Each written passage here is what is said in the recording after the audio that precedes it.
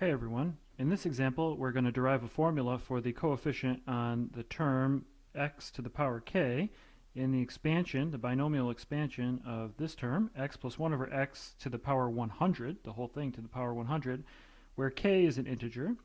So this is for some integer k. So let's first start by remembering the binomial theorem. I'm going to write the binomial theorem in terms of a's and b's. So a plus b to the power n. This is equal to the sum. Usually I would use a k for this, but now I'm going to use a j. So j goes from 0 to n of n choose j. These are the binomial coefficients. N choose j times a to the power n minus j times b to the power j. Now these two can be switched. It doesn't matter because you're going to add them all up, so it doesn't matter. But this is the formula. And now what I'd like to do is plug in all of this stuff. We're going to leave k out of this, and we're going to stick with j for a minute because this is going to be a very special product where we're going to see exactly how this happens, right? So remember, this right here that I just wrote down, this is our general binomial theorem. So there's our binomial theorem. We're going to apply that to this expansion now. So just by comparison, x plus 1 over x to the 100 must be equal to the sum. J goes from 0 to 100 of 100 choose j times x to the 100 minus j times 1 over x to the power j. All right?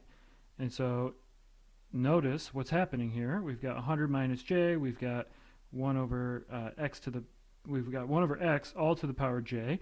But now we can, because we know how exponents work, we can deal with these two, right? And obviously if we're trying to do this, then x can't be 0 because 1 over x wouldn't make sense. So we're assuming that this problem makes sense. And at this stage, I'm going to write this now as the sum.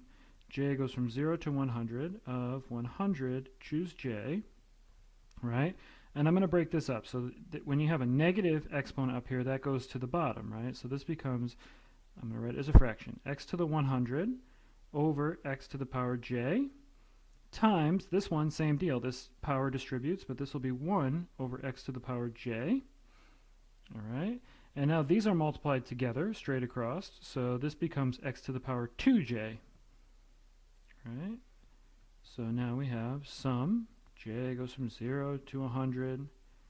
100, choose j. Now this fraction looks like x to the power 100 divided by x to the power 2j. All right? And what we need to do next is then subtract up here, right? So we can combine this into a single power, and then we'll have solve for our k in terms of j. So this is the sum. J goes from 0 to 100. 100, choose j. Make sure these are round. I'm getting a little sloppy. This is now x to the power 100 minus 2j. All right?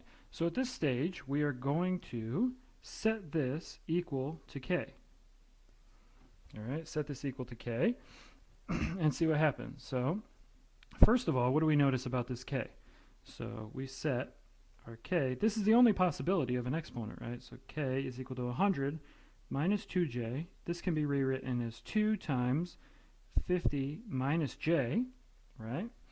And so at this point, what's going to happen? Well, first of all, this must be even, right? So this must be even. So we can say one thing. If k is odd, then the coefficient, right, is 0. So the coefficient is 0. So there's a formula for odd powers. This term is not going to have any odd powers. It's only going to have even powers. All right, or this expansion, I should say. It's only going to have even powers. Now, when it's even, it's going to always be of this form, 2 times 50 minus j. J goes from 0 to 100, though, right? So there's going to be some negative exponents involved here. So that's fine. Let me go back up and look at the statement of the problem. Yeah, where k is an integer. So it just tells us that k is an integer. So that's no problem that it's negative, right? So now, what's it going to be? Well, let's just write it out. We want to solve for j. We solve this whole thing for j, right? So when we do this, we now write solving for j. The reason we're solving for j is because this is the coefficient, right? This is the coefficient that we want to find, right? So 2 be determined, this coefficient, but it's got to be determined in terms of k. K is what we're given, the integer k. So solve for j. Let's do it.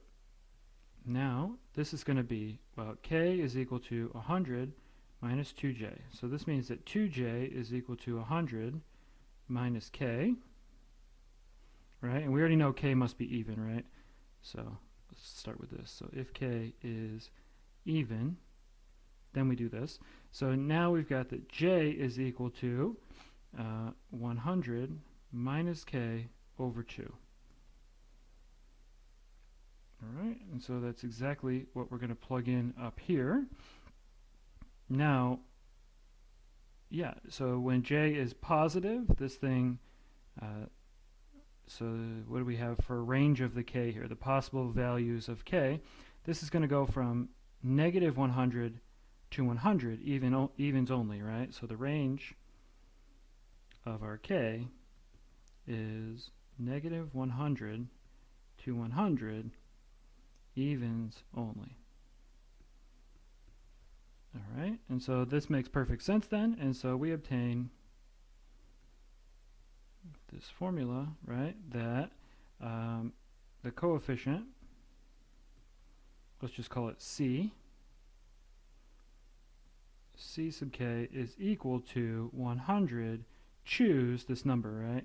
So choose j, where j is equal to 100 minus k divided by 2.